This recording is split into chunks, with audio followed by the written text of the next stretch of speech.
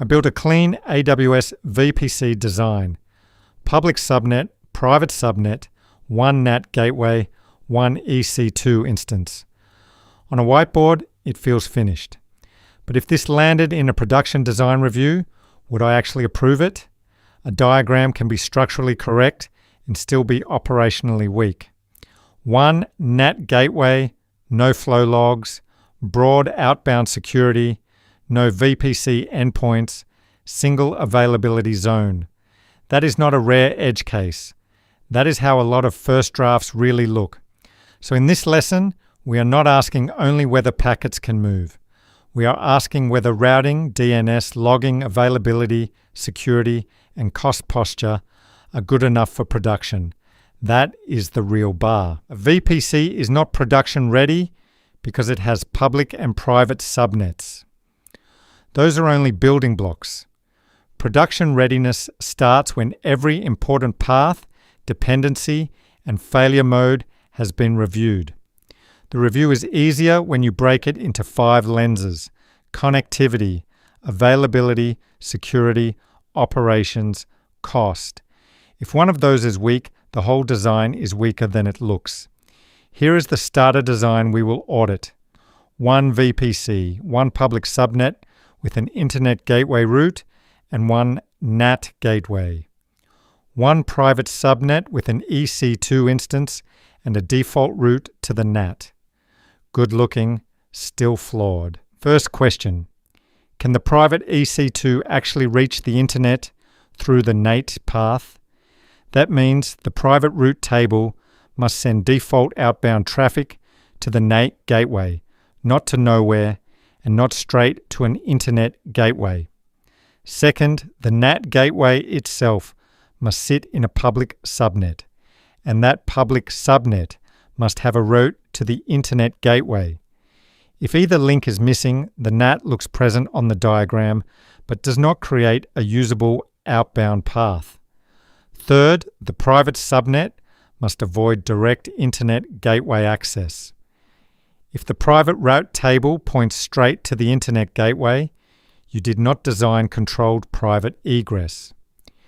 You quietly turn the path into public internet access. Now ask whether the design survives normal infrastructure failure. One public subnet and one private subnet in one availability zone is a demo shape. Production workloads usually need subnet design across at least 2 zones. Then look at the NAT design. One shared NAT gateway for many zones is common in cost-sensitive drafts, but it creates a blast radius decision. If that one path degrades, outbound traffic for more than one zone can degrade with it. The stronger pattern is simple. One private subnet per AZ, one public subnet per AZ, one NAT gateway per AZ when internet egress is needed. And each private subnet routes to the NAT in its own zone. Security groups should match real traffic, not wishful openness. If outbound says allow everything to anywhere, you lost an important chance to control egress. Least privilege matters on the way out as well as on the way in. Network ACLs can also break correct designs. Because they are stateless, aggressive rules can block return traffic from sessions your workload legitimately started. Teams often blame routing when the real problem is the NACL. And private resources should not quietly receive public IPs.